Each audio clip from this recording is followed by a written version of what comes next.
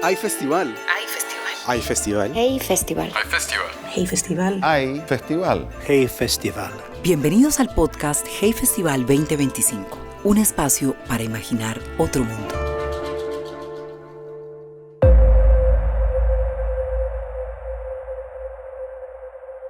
Bienvenidos al podcast 2025, la edición especial del podcast del Hay Festival en español, en la que celebramos el 20º aniversario de nuestro festival en Cartagena de Indias. Yo soy Catalina Gómez Ángel. Y yo, Iñaki Lasaetura. Para celebrar este momento único para nosotros, le pedimos a nuestros seguidores que nos enviaran las preguntas que consideraban eran claves para entender el mundo en el que vivimos. Después de un largo ejercicio, nuestro equipo ha seleccionado las 20 preguntas más significativas y para responderlas hemos reunido algunas de las mentes más brillantes y más expertas en cada tema que participaron en la más reciente edición del Festival de Cartagena en enero de 2025. Empecemos, Iñaki. El cubano Leonardo Padura es uno de los novelistas en español más queridos por público y crítica. Fue galardonado con el Premio Princesa de Asturias y el Premio Pepe Carballo, entre otros.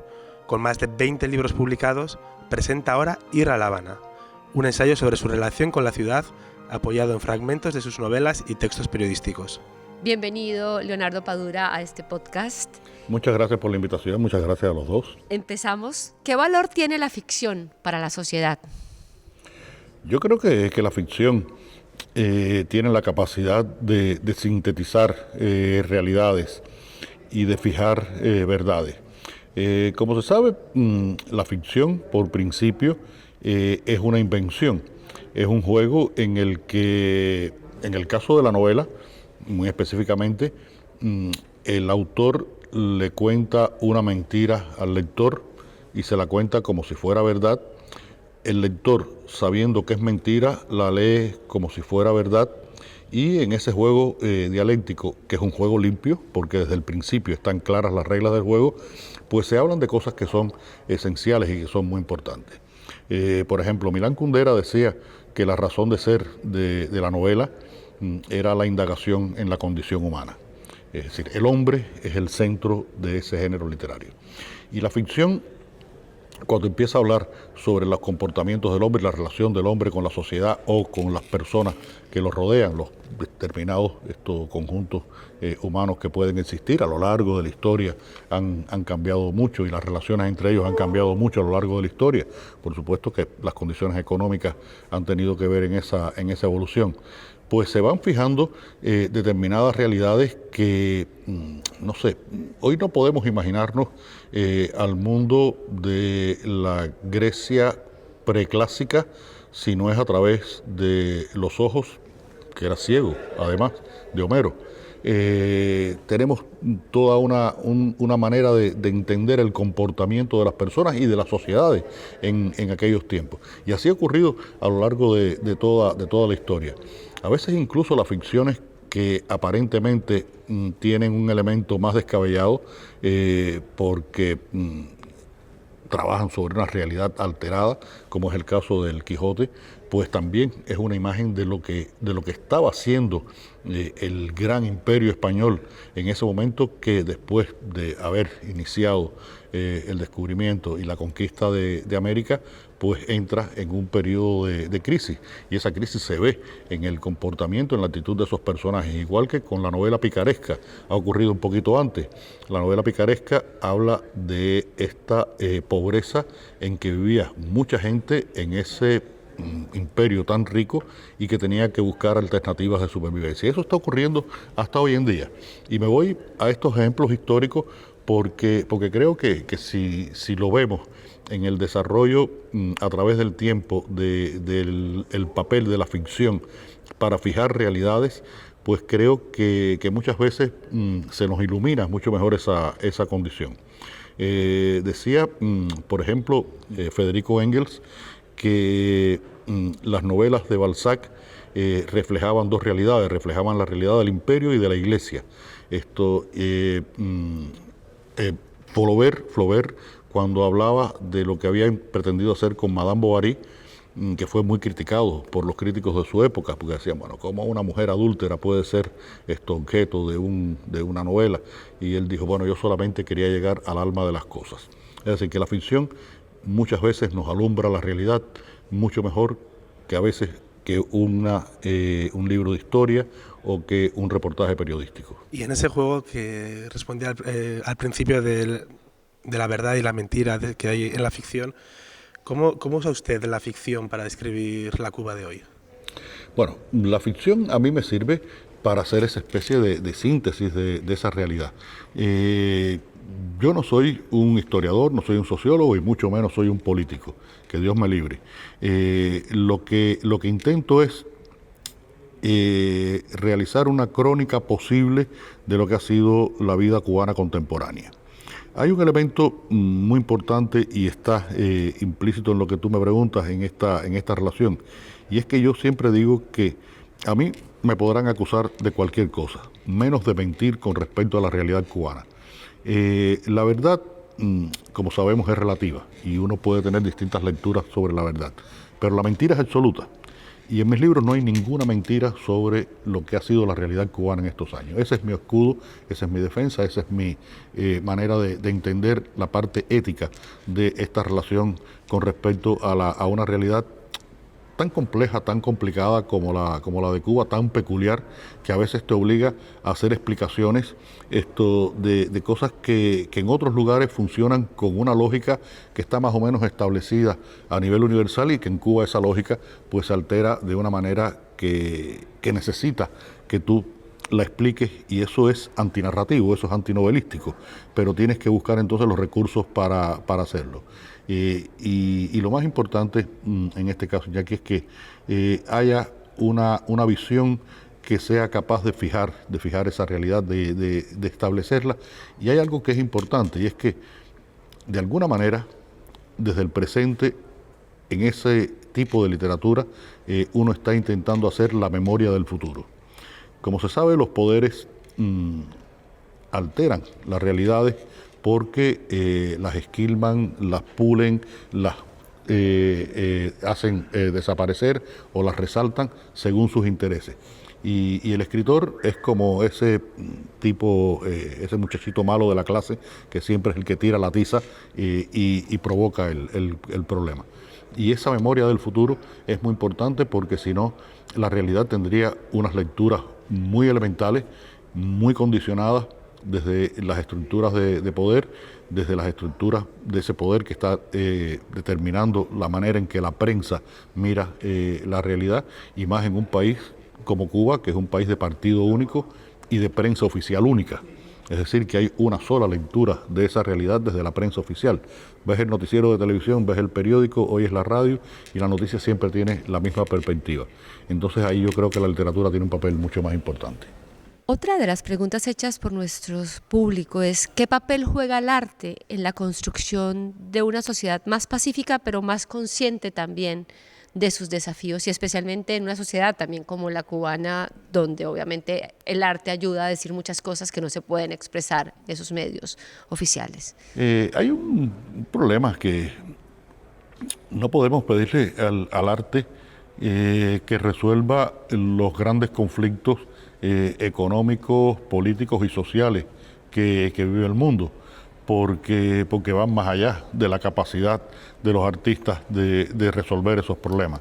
Lo que creo es que tal vez está la posibilidad de crear un poco de conciencia con respecto a distintos fenómenos que afectan a la realidad contemporánea, que van desde elementos que tienen que ver, no sé, digamos, con aspectos de la ecología, el cambio climático, hasta aspectos tan terribles como una guerra y una agresión militar, en fin, todas estas cosas que estamos viviendo de manera muy dolorosa en estos tiempos.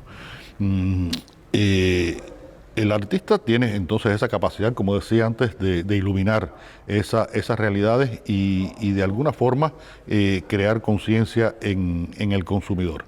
Y cuando digo la palabra consumidor, siempre me cuesta un poco de trabajo asociarla a la relación del público con la obra artística, porque tendríamos que buscar una palabra que reflejara ese tipo de consumo tan específico que no tiene que ver con este consumo en el que vivimos en nuestras sociedades contemporáneas y que se ha hecho un signo distintivo de estos tiempos, porque sí, el arte tiene que tener una relación económica entre el artista y su realización, es decir, y el público, porque si no hay mecanismos económicos, por ejemplo un libro, si no hay una editorial que lo imprima, no hay una cadena de circulación que lo distribuya, no hay un librero que lo venda, pues ese libro no puede llegar de mis manos a las manos del lector. Es decir, hay una cadena económica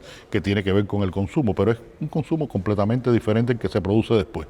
Y pienso que hay en esa relación que se establece entre el arte y ese consumidor, que puede ser el lector, el espectador, la persona que ve un programa de televisión o asiste a una sala de cine, pues uno entra en comprensiones que son muy diferentes de todas las cosas que están ocurriendo. Y a veces lo que ocurre, y esto también es muy lamentable, es que los gobiernos, los estados, no dan toda la importancia y todo el apoyo que merece el ejercicio de la cultura.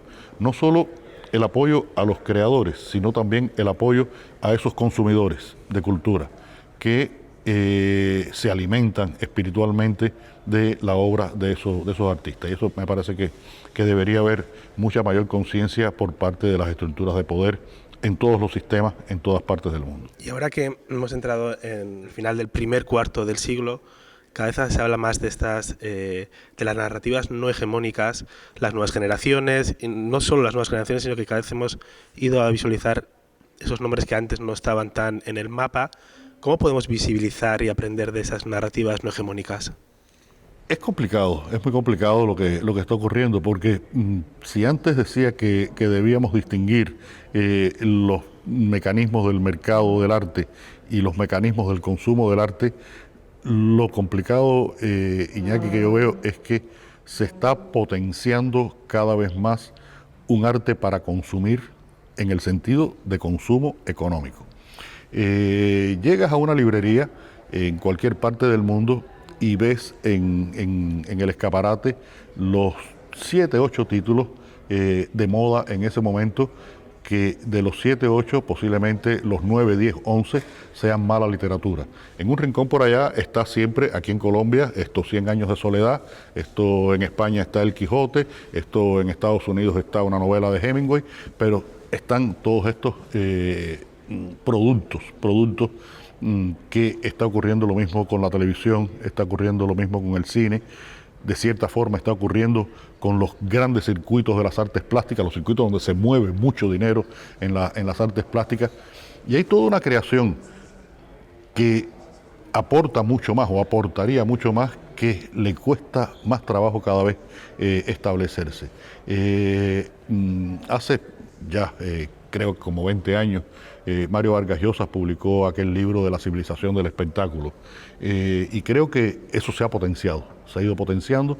Estamos viviendo un siglo en el que todo se hace para vender, donde hemos visto las agresividades a las que pueden llegar determinadas formaciones políticas, y todo esto va en detrimento de esa apertura, de esa posibilidad de que las mentes de las personas tengan mayor diversidad. Y es muy curioso que eso está pasando, que la información y el conocimiento se hayan reducido en el momento en que mayor acceso tenemos a la información y al conocimiento. Y no soy yo el que lo dice.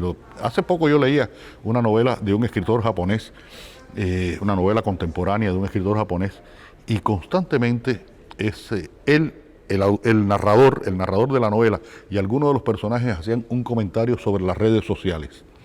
Y estaban todos horrorizados con lo que está pasando en las redes sociales. Que sería una maravilla, y es una maravilla cuando se puede hacer algo como lo que estamos haciendo hoy aquí. Yo estoy hablando aquí como una cotorra, a veces me da un poco de temor de estar hablando demasiado, pero hay un espacio para hablar, hay un espacio para reflexionar, para que estas preguntas inteligentes que hicieron personas que no son ustedes dos, sino son gente que ustedes convocaron para que hubiera esa posible visión democrática de esta conversación, pues existe. Y sin embargo, estos espacios muchas veces no se aprovechan y lo que se utilizan es para discursos que son absolutamente banales y a veces incluso hasta cargados de odio y de malas intenciones. Y eso se está viendo cada vez con más frecuencia y lamentablemente con el acceso a determinados poderes políticos de los generadores de esos medios, pues va a aumentar. Muchísimas gracias, se nos acaba el tiempo y gracias Leonardo Padura por estar en esta edición especial del podcast del High Festival en español, Imaginamos Otro Mundo. Muchísimas gracias. Muchas gracias. Imaginemos otro mundo y tratemos de que sea un poquito mejor. Gracias por acompañarnos. Una producción de Ojo por Ojo Multimedia. Hey Festival 2025. Un espacio para que imaginemos otro mundo.